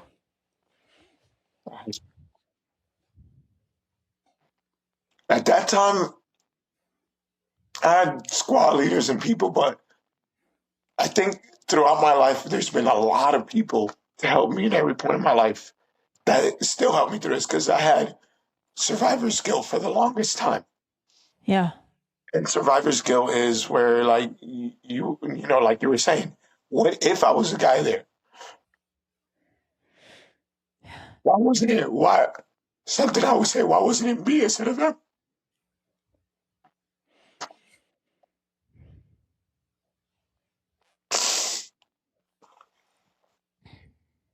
Like at times I would say, I told my mom, I'm like, I wish it was me and not them. And like it broke her heart to hear Yeah. me say that, but like that's how I felt. That's how I felt. I felt like I'll give my life up because I'd rather take care of them than take care of me. I've always been that type of guy. I'd rather hurt myself than hurt somebody else. Yeah. And then I got to go to Holiday's funeral. And I met his mother, and I was upset because I should have saved him, and I wasn't there. I got shot, and I know it's not my fault, but I was telling myself, why did I say let's switch? Why did I say that? Why did I say switch? Why did I stay? I could have been the one to save everybody. But it always sits in my head. And now I've learned to like push past that. I've learned to push past that, and it's something it sits in my head, but I've learned to like not understand that survivor's guilt. It's not my fault. It's not. Everything happens for a reason. And as much as I want them back, it's like I want them back. I'm not. There's nothing that I can say that I just want them back. Like I wish they were here. Yeah. Yeah. But but yeah, that's that part really did a number on me, and that's why. And that was in the part where I gained a lot of weight, and then I was just not motivated. I didn't care. And, one day I'm at the chow hall eating and, just contemplating of like, this is how I'm going to do it. And I was really like, I had it. I was planning all these ways. I'm like, oh, jump off a building or take these pills or da da da. All these crazy thoughts just came in my head. And, and luckily, John came in and this tall, lanky guy just, da, da, da, da, da, and I'm like, who the fuck is this dude? And why is he talking to me about riding a bike? Oh my God, bro, I got a broken leg. I'm not going to ride your bike. And he just, you know how John is. He's persistent. Yes, he is. That motherfucker is persistent. And he looked at me. He's like, yeah, da, da, da, da, da, da. And I'm like, all right, I'm going to get on your bike and I'm going to fall and you're going to look stupid and da, da, da. Because that's how and then I got on it and I started doing it. And I'm like, okay, this isn't bad. And I was having fun. And I'm like, okay. And he's like, you want to do the bike ride? I'm like, and he talked me into it, as John does every time. He talks you into things that you think you can't do, and you do it, and you feel amazing. And then all the guys that were doing it, when I saw a guy that double amputee out there, and I'm like, if this motherfucker doesn't have his legs and he's out here, then I'm gonna be out here. And then Yeah. started with that journey, and then that changed my mindset. And then and that's why, like, even though like COVID happened, everything, and the things happened with John and everything, I I never even heard it. I didn't care. I knew his soul. I know Joe's soul. I know him because I saw in his eyes that he cared and he wanted me to get better. And that's why I'll stick with him. And I told him, like, dude, until the day you prove me wrong, I am 100% John. Yeah. I am 100% John. I know that some people they like, how can you do? I'm like, dude, like you don't understand him, and you don't understand what he did for me. So like, nothing you can say is gonna be like, oh, John is a bad. Like he saved my life. Yeah. So how Wakeman saved me, Lafleur saved me. He pulled me out of the fire. It's like John grabbed my soul and pulled it out of the fire and Yeah. told me to get on a bike, and I got on a bike. Wow. Oh, wow, that was tight. Yeah. And you got on a bike and you started to come back. In a sense, I started to realize that I had a different. Then that this line is somebody. Your mission now is to heal. You Yeah. don't have to. Your mission is no longer to go to Iraq. Your mission is to heal. That's your mission then. And then once I understood what that actually meant, not heal my leg, but heal myself. Yeah.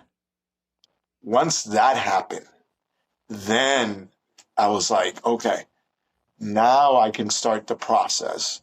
And it's like you had to break everything down. I had to be broken down completely to start this new journey, this new person, this new me. Yeah. And how powerful it is to hear you share everything that it took to break you down. Right? It's getting shot wasn't enough. It's like it can, and it really just is a testament to how strong your foundation is, by the way, my friend. Like that you really had to be broken. And you're now on the path. And look at you now. Look at you now. Like actually how did you I'm curious here. Let's take it back to where we started and now remind me because we probably even disclosed this a little bit at the start, but now let's get back to, and when did you start coaching? Now that everybody, the listeners know your whole story. Yeah. Helping out. I think, like I said, helping out with Sergeant's time. So I started the bike ride, and when I started doing the bike ride, then when I was at Walter Reed, I started asking my sergeant, I'm like, hey, is there anything I can do to help? Because the thing I didn't want to do is be in my room alone with my thoughts. Yeah. Yeah. That's the last thing I wanted to do. So I needed to get out and start talking and socializing and doing the things, being a human again. Yeah. Because I feel like when you're in that state, it's like you're not even human anymore because you're so disconnected. So then Mhm. I started like talking to my sergeant. He's like, okay, and then he went and asked the unit that's at Walter Reed. So there's a unit that's medics at Walter Reed because that's where they learn. So like how we would go to the field to do our job, they're at Walter Reed learning how to like IV and patch things up, and they're learning how to do all of that. So then when they get deployed, they have to do it.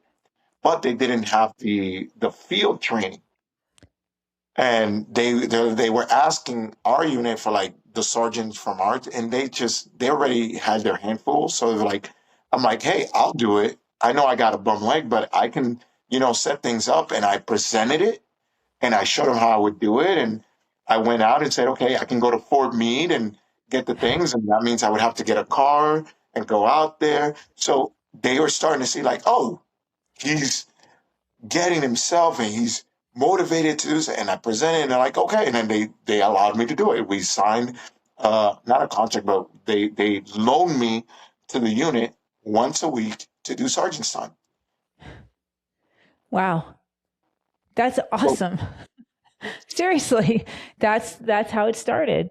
and that's Again, the yeah. bike ride got me out, and then I started feeling better, and then I started thinking like, I see John, I'm like, he's out here doing it and everything, and all these other soldiers that motivated me because they had, it's a thing where you see all these other soldiers with, missing legs, missing arm, and they're out and still, and I'm like, okay, like life doesn't stop. I got to keep going. Yeah. Yeah. And so how long did you do that for? I did that for a year and a half. A year and a Okay. half. I even got an award for it. I got an award for it, which then in turn, when I was about to get out, I was supposed to get out in 2010, but the VA rating they gave me was 10%, which is nothing. And then they were gonna just give me a check and not do any of the. I needed the medical help. I didn't care too much for the money. It's the medical help. I Yeah. wanted the VA. So then I had to fight to stay in. I remember I got denied. Like I was trying to fight to stay in the military and continue my service. And I had to go in front of the generals at Walter Reed and march and everything. And the thing that got me denied was because when I march with a limp because I was telling them that my right leg is 1 inch off. I Right. felt Okay. it. Every time I walked, I'm like, I'm off. And I kept telling them, they're like, no, you're not. You're good. Ta, ta, ta. It'll come back in time. And I'm like, something is off with my leg. So when I went to March, I would, Right. and the one general was a stickler for it. And he's like, denied. Doesn't matter. I brought the sergeant's time. I brought my whole story, everything. My friends were like, no, did not care. Damn. Denied. And then, Damn. and then I was able to fight enough to say, okay, can I just stay on till about 2015 because I needed another surgery. So I was able to find a way to stay in. And then I was supposed to do a surgery, but then I got pushed. So I just kept pushing the surgery back to stay in, Yeah. to keep fighting the VA until my percentage was high enough that I can get the VA. And then I did that. Uh, and then I became a squad leader. So then with that is I had to give up being a soldier, a warrior, a wounded warrior, and then I started working, which was great for me. I wanted to do that. I didn't just want to, so I would, between my appointments, and then I would work with other wounded soldiers. So then I became a squad leader to other wounded soldiers. Oh, wow. And then I helped create, so in volleyball, there's ace. Yeah. Then there's ACE in the military, Ask, Care, Escort. I was the one who helped create that. What? So ACE. So at Walter Reed, because when I was there, I was dealing with a lot of suicide, Mm-hmm.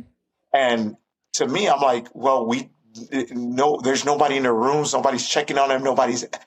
So I said, ACE volleyball. You have the ACE: ask, care, escort. You have to ask, go talk to them, care, actually care, and Yeah. escort these guys to the lunchroom, escort them to the thing, so they feel they have a buddy with them. In the military, we always had battle buddies. Yeah. Yeah. Right. So that's why I helped come up with that. Oh my God. And That's so beautiful. That's awesome. that's Ace. Ace is always my so Ace in volleyball. My friends called me Ace because of that. And then even now, let me show you here. This is what I do for volleyball now is accountability, communication, execution. Ace. Yes.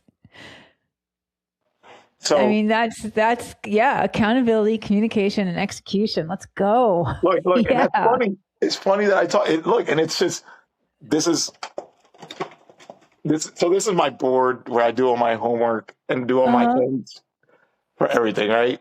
So and then this one I got from this guy, Coach B. It's knowledge plus accountability equals empowerment. And I tell that to every single girl and every single parent. Because I give you the knowledge of volleyball. You hold yourself accountable and you are empowered to know the sport. Totally. So you don't even need Totally. me anymore. My whole point is I don't want to be your coach forever. I want to be your coach for right now. So then later on, you have the knowledge, you hold yourself accountable, and you're empowered. It's funny, that makes me think of that when we did the podcast together when I met you with John and he had Haynes. I'm Yes. sorry, Mike Haynes, right? Okay. And he talked about that. He talked about knowledge being Yes. a huge component of this, of really success as an athlete. Wow, that's awesome. Thank you. But Yeah, that's seriously. but that's why I'm a big advocate for like veterans and suicide and getting their like ratings up. Like I'm not a guy who has like a big office or anything. I'm just a guy that when a veteran comes to me, I do what a veteran did for me. He gave me Yeah. resources. Uh, like I have my buddy Kraft that was in my unit. He was struggling. He had a divorce. He was out of shape. And then I was now coming up and then I helped him out. But then in turn, he helped me out when I was down. He was like, hey, did you get CRSC? That's a combat because we were in combat pay. And I didn't even know about it, which then I'm like, oh, I went and did it and it helped me. And I'm like, so he helped me. I helped him. Then I was Yeah. able to help another soldier. He was in the Navy. He had 10% his rating when he came out. And I kept telling him, like, keep fighting, keep fighting. He's like, well, what's the okay? They just keep denying. I'm like, that's the game. You have to play the game. Mm-hmm. You keep getting denied. It's fine. Just keep at it. And now he's about 80%. Actually, no. He got his 100%. No, 100. He got 100. Oh. Yeah, It and took him 4 years. sorry. But like the thing is, what you're talking about is we could go, oh, it's such BS that it's a game. But what I love about what you're saying is like, it's a game. Play it. Let's go. As opposed to, but what's really important here is because you stepped in and you're helping your friend, giving him this, sort of like, I don't want to demean it. It's not a rah-rah. It's at all. But with your own lived experiences and your own knowledge, you're sharing that with him. And therefore he's going to continue to fight because it could be, as we all know, and especially after everything you've shared, very easy to just get buried in the, I don't want to play this game. I shouldn't have to. I shouldn't have to. And I'm not going to. And, this is why going again, full circle with some of the stuff we spoke about earlier, that it's a team, right? Like community, team, like helping one another is really what it's all about. When you mentioned that you help other vets, do you just do that through personal networking, or are you like, Uh, yeah, personal network. I don't. I don't know. Like I keep saying, I'm Dominican, so I do it the Dominican way. I just do it. So, like in the military, right? Example, we were able to, like, I saw that we were doing night missions, and I was able to tactically acquire, actually not tactically acquire, I was able to trade some food for some headlights for our vehicles, because they were just sitting there, and I knew the guy, and I'm like, hey, are these being used? He's like, no, he's just been here for months. And I'm like, what do you guys need? You guys need anything to go? So and I had connection with the chow hall.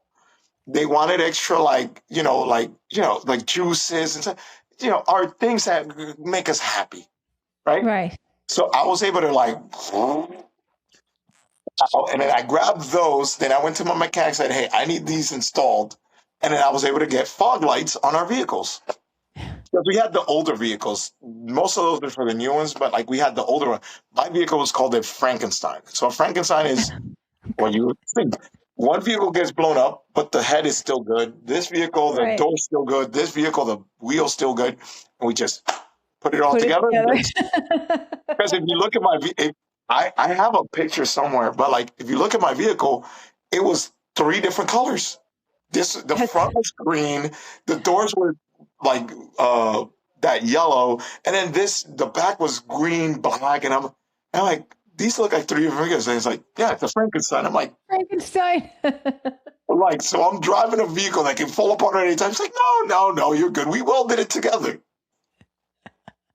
We're good. You're good. Don't worry about it. Don't worry about it. Just listen, just put some duct tape. But that's the type of, like, person I am, in a sense. So when I get a soldier, I'm just like, okay, how do I do it? And then I had to go through it myself, and I'm like, okay, if I'm gonna do this bad, I'm gonna go do it, and I did it. And then I told them how to do it. So if I get veterans, okay, hey, you got to go talk to here. No, Yeah. keep putting in your claims. Go to the website. Da, da, da. I can't do it for you, but I can tell you what you have to do. Right. So you can, Yeah. because it's like life. You know how it is. You have to go. When we're younger, our parents told us, don't do that. But you have to go through it to Yes. know. Yes. And then You to can share tell. the knowledge, Yes. Yeah. Yeah. I mean, just to want to say, like, the navigating the VA, I can't imagine. I mean, I've done a little bit of volunteer work and just making phone calls to veterans on behalf of the New York Veterans Department of Affairs, and like the sort of there's such a lack of, like, vets don't know what's available to them. Let me put it that way. To your point, like, it's hard. There's like so much information out there, and navigating it all is complex and complicated. So the work that you're doing is so important to just help people, just like point them in the right direction. You can't do it, to your point. You can't do it for them, but you can point them in the right direction. Really powerful. Exactly. So, okay, my gosh, wow. Well, Juan, thank you for this sharing all of this, and No, thank you for having me. I appreciate you giving me a platform and just letting me share my story. And like, because I always tell people, I'm like, everybody's like, oh, well, your story's so, but it's my story. To me, it's boring. My thing is boring because I'm living in it. And I just want to share the story because I want to tell people, it's like, understand that what you're going through it, and you have to maneuver. Understand that there's people in places to help you yes, climb to the level. I always urge people to do this. Everybody's always looking forward. Everybody's looking forward at somebody ahead of them up, wishing like, hey, turn around and look for me. Why don't you take a second? I want you to take a second and look behind you and look at the people that are looking at you, and extend a hand, bring them up, and then have them push you up. And then you turn around and bring them up. And in turn, they push you up and you bring them up. I believe in a sense of not looking for, like, yes, it'd be great. Like, oh, yeah, help me do this. got it. But you know what? Hey, this person out here is like, Juan, oh my God, you know what? Yeah. Hey, come here real quick. I'm going to help you. I'm going to bring you up because there's a lot of people behind you that want to be in your spot. You Yeah. keep elevating yourself, but also when you get a chance to bring somebody up, you do it. Not you can't bring everybody up now. Now I'm not saying that you can't No, go of out course. and bring everybody, but when you have the opportunity to, grab somebody, or like I said, I always like that whole pushing the boat, just a little tap on the boat, sail on his way. Yeah. That's what we want to do is do the little tap and let the boat sail. I don't want to be on the boat because that ain't my boat. I'm on my boat. But you know what? If I can be like and push you on your way and Yeah. help you get the little tap that you need. If it's hey, how you doing? Hey, you need a hug today?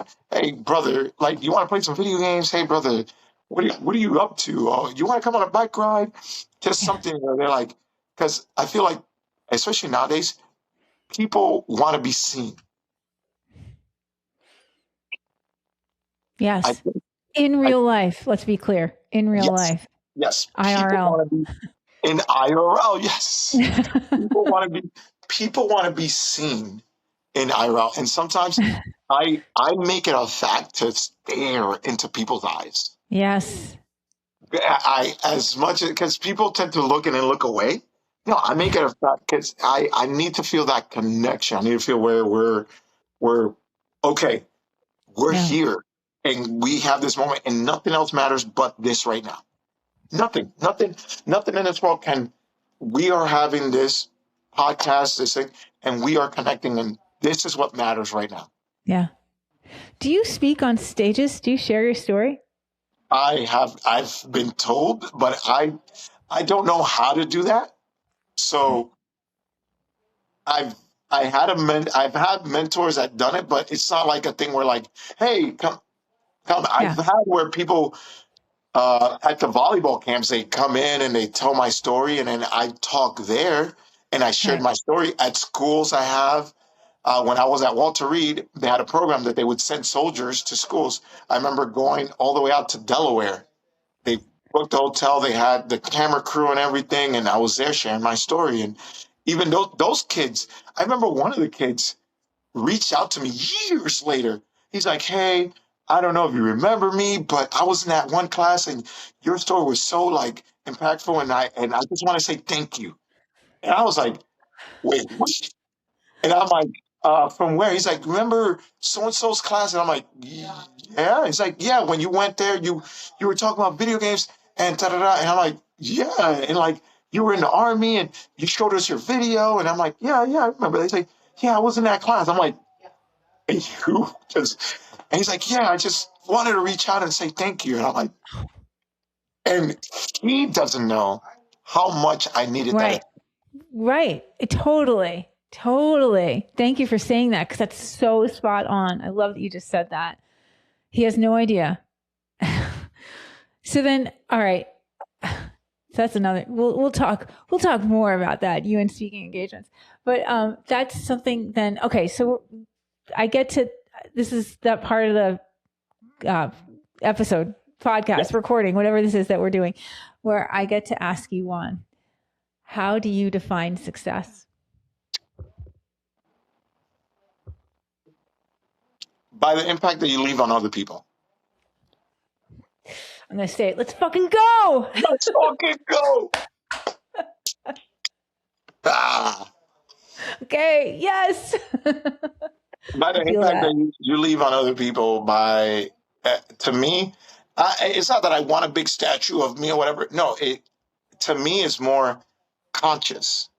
Yeah. Because if I can live in your conscience, that means I've had an impact. If my dog, like let's say my dog Bear was such a big part in my volleyball thing. If that little guy was able to put a smile on your face that later year down the line, you're like, man, I remember that. Or Coach Juan taught me. You're talking to your kids about volleyball, and I'm like, oh, I remember Coach Juan taught me this way, and this is how I'm going to teach you. If that is what I leave, good. That's what I can ask for. Yeah. Bear. Yeah. Wow. That's so beautiful. Juan, I'm going to say it again. I'm so grateful that that we're in one another's lives now. And John is just the gift that keeps giving. Right? It like, you would never look at John and be like, but like he I is. know. And And let me tell you this. I had the biggest, like, yo, I want to be just like him. yeah. First was like, because he's so commanding, it's just like straightforward. And I'm like, damn, dude, like that's and that's what I'm talking about. Remember when I said the alpha, you follow the alpha? Like, Yeah. we follow him. Yeah. He is one of those people, just no wasted time, right? Like there's something about him, like everything, even though you could be on the phone with him for hours, it's all so efficient. It's such efficiently used time with John. There's Yes. just something about him. So anyway, again, I'm, so grateful. And this has been just, wow. Thank you for sharing everything, for being so open. And I can't wait to listen back to this. This is really incredible. Thank you, Juan.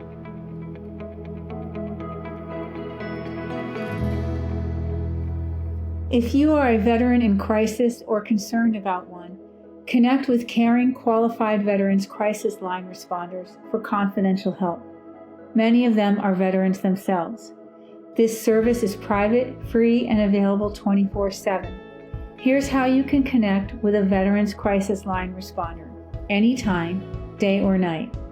Call 988 and select 1. Text 838-255 to start a confidential chat. You can also call 911.